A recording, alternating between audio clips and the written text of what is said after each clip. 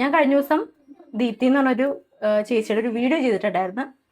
അത് കഴിഞ്ഞിട്ട് ആ പുള്ളിക്കാരിയും എനിക്കെതിരെ ഒരു വീഡിയോ ചെയ്തു.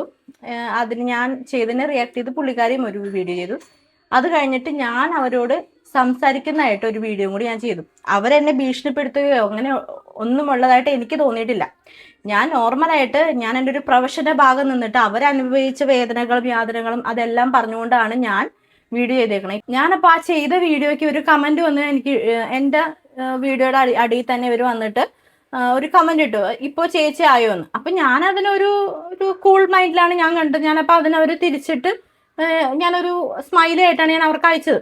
പിന്നെ അതുകൊണ്ട് ഞാൻ ഇപ്പോൾ അവർ സ്റ്റോറി നോക്കിയപ്പോഴാണ് ഞാൻ കണ്ടത് എൻ്റെ 3 വീഡിയോസും ഒരു സ്റ്റോറി ആക്കിയിട്ടിട്ട് അതിൻ്റെ തേർഡ് വണ്ണില്, അതായത് ഞാൻ ലാസ്റ്റ് ചെയ്ത തേർഡ് വണ്ണിൽ അവർ ചോദിക്കുന്നുണ്ട് ഇപ്പോൾ ചേച്ചി ആയോ എന്ന രീതിയിൽ ചോദിക്കുന്നുണ്ട്. പിന്നെ 4th സ്റ്റോറിയിൽ അവർ ഇട്ടിരിക്കുകയാണ്, ഇപ്പോൾ എങ്ങനെ ഇരിക്കുന്നു, ഒരാളെ കുറിച്ച് സംസാരിക്കുമ്പോഴത്തേക്കും ഒരു മിനിറ്റ് ചിന്തിക്കുക എന്നും പറഞ്ഞിട്ട് അവർ സ്റ്റോറി ഇട്ടിട്ടുണ്ട്. ദീപ്തി ചേച്ചി, ഫസ്റ്റ് നിങ്ങൾ ഒരു കമന്റ് ഇട്ടിട്ടുണ്ടല്ലോ, അതായത് നിങ്ങൾ ആ സ്റ്റോറിയിൽ പോസ്റ്റ് ചെയ്തേക്കണ കമന്റ് ഉണ്ടല്ലോ, ഞാൻ നിങ്ങളെ ചേച്ചി എന്ന് വിളിക്കുന്നത്.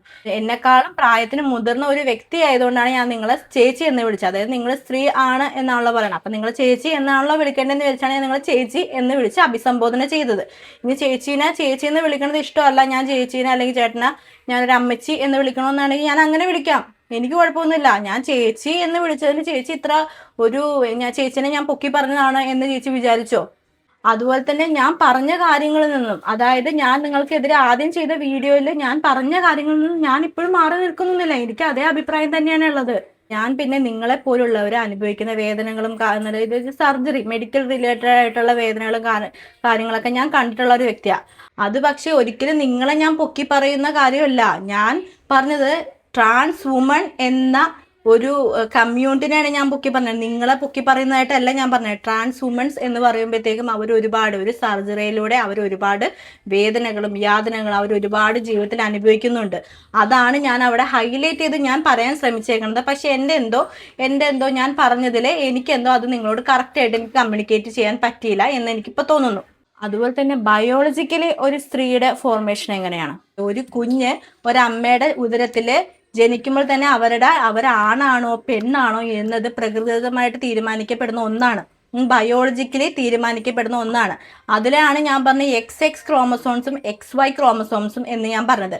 അതിൽ XX ആണെങ്കിൽ മാത്രമേ അവരൊരു സ്ത്രീയായിട്ട് ജനിക്കുകയുള്ളൂ, സ്ത്രീയായിട്ട് ജന്മം കൊള്ളുന്നു എന്ന് പറയണത്. ക്രോമസോംസിനെ ഒന്നും ഇതുവരെ ഈ നിമിഷം വരെ ഒരു മെഡിക്കൽ പരമായിട്ടും അതിനെ റീപ്ലേസ് ചെയ്യാനോ അതിൻ്റെ ഒരു സർജറിയോ അങ്ങനെ ഒന്നും ഈ നിമിഷം വരെ എന്തായാലും വന്നിട്ടില്ല എന്നാണ് എൻ്റെ അറിവ്. ചേച്ചി പൊത്തിപ്പിടിക്കാതിരിക്കോ ചെയ്യുന്നതൊക്കെ ചേച്ചിയുടെ ഇഷ്ടം. ഞാൻ പറഞ്ഞ സ്ത്രീകളുടെ ഒരു കോമൺ ആയിട്ടുള്ള രീതിയാണ് ഞാൻ പറഞ്ഞത്. ട്രാൻസ് വുമൻസ് ഉണ്ട്, നല്ല രീതിയിൽ സാരി ഉടുത്ത നല്ല, അതായത് സ്ത്രീകളെക്കാളും നല്ല ഭംഗിയില് നല്ല എന്താ പറയുക, കാണാൻ നല്ല മൊഞ്ചായിട്ടൊക്കെ നടക്കുന്ന എത്രയോ ട്രാൻസ് വുമൻസ് ഉണ്ട് ഇല്ലേ? ഈ രഞ്ജിമാർ, അതുപോലെ തന്നെ നാദിറ എന്നൊക്കെ, അവരൊക്കെ എന്തൊരു എന്താ പറയണത്, അവരുടെയൊക്കെ ഒരു വ്യക്തിത്വം എന്ന് പറഞ്ഞാൽ എനിക്ക് ഒരുപാട് ഇഷ്ടപ്പെട്ട ഒരു വ്യക്തിത്വം തന്നെയാണ് അവരുടെയൊക്കെ വ്യക്തിത്വം എന്ന് പറയുന്നത്. അതായത് ട്രാൻസ് എന്ന് പറഞ്ഞ കമ്മ്യൂണിറ്റിപ്പെട്ട മറ്റാർക്കും വിഷമം ഉണ്ടാവരുത് എന്ന രീതിയിൽ ചിന്തിച്ചിട്ടാണ് ഞാനൊരു വീഡിയോ ഇട്ടത്. ഇപ്പോൾ എന്നെ പോലെ അല്ലെ ഞങ്ങളെ പോലെയുള്ള സാധാരണ സ്ത്രീകളെ ഈവൻ ജസ്റ്റ് ഒന്ന് കുനിയുമ്പോഴൊക്കെയാണ് അറിയാതെ, അത് സ്ത്രീകൾക്ക് അറിയാതെ വരുന്നതാണ്, നമ്മളൊന്ന് ജസ്റ്റ് അത് മറച്ചു വെക്കുക എന്ന രീതിയിൽ നമ്മൾ ജസ്റ്റ് ഒന്ന് ഹോൾഡ് ചെയ്യും നമ്മുടെ ചെസ്റ്റിൻ്റെ അവിടെ. അത് ഞങ്ങൾ സ്ത്രീകൾക്ക് വരുന്ന ഒരു സംഭവം തന്നെയാണ്, നോർമലി വരുന്നത്. നമ്മളത് ആരും പഠിപ്പിച്ചു തരണമൊന്നുമല്ല, അത് നമ്മൾ നോർമലി നമ്മളങ്ങനെ പഠിച്ചു പോകുന്നതാണ്. ആരും നമുക്ക് പഠിപ്പിച്ചു തരുന്ന ഒരു കാര്യമല്ല. നിങ്ങൾ പറഞ്ഞല്ലോ നിങ്ങൾ പൂർണ്ണമായ ഒരു സ്ത്രീയാണ് നിങ്ങൾ പറഞ്ഞു, ഓക്കെ. അതിനെ ഞാൻ സമ്മതിച്ചെന്ന് വെച്ച് കഴിഞ്ഞാൽ അത് നമ്മളൊരു മെഡിക്കലായിട്ട് ഒരു ലോ എന്ന സംഭവത്തിൽ കൂടി നോക്കുമ്പോൾ നമ്മളതിനെ സമ്മതിച്ചു തരണം. കാരണം നിങ്ങൾ അത്രയും സർജറി ചെയ്താണ്. പക്ഷേ നിങ്ങൾ ഒരു ബയോളജിക്കലി നിങ്ങളൊരു വുമൺ ആണ് നമുക്ക് ഒരിക്കലും പറയാൻ പറ്റത്തില്ല. നിങ്ങൾ പറയും ഞാൻ എല്ലാ രീതിയിലും ഞാനിത് പറയുന്നത് ബാക്കിയുള്ള ട്രാൻസ് വുമൻസിനെ ഒന്നും വിചാരിച്ചിട്ടല്ല ഞാൻ പറയണത്, അവരൊന്നും ഞാൻ ഉൾപ്പെടുത്തുന്നില്ല. ഈ ചേച്ചി പറഞ്ഞതിന് ഒരു മറുപടി മാത്രമേ ഞാൻ കൊടുക്കുവാണ്. നിങ്ങൾക്ക് നിങ്ങളുടേതായ ഒരു പരിമിതികളുണ്ട്, അതിൽ നിന്നുകൊണ്ടാണ് നിങ്ങൾ പറയണത് ഞാൻ പൂർണ്ണമായും ഒരു സ്ത്രീയാണെന്ന്. നിങ്ങൾ പൂർണ്ണതയുള്ള സ്ത്രീയാണെന്ന് നിങ്ങൾക്ക് എങ്ങനെ പറയാൻ സാധിക്കും? എങ്ങനെ പറയാൻ സാധിക്കും?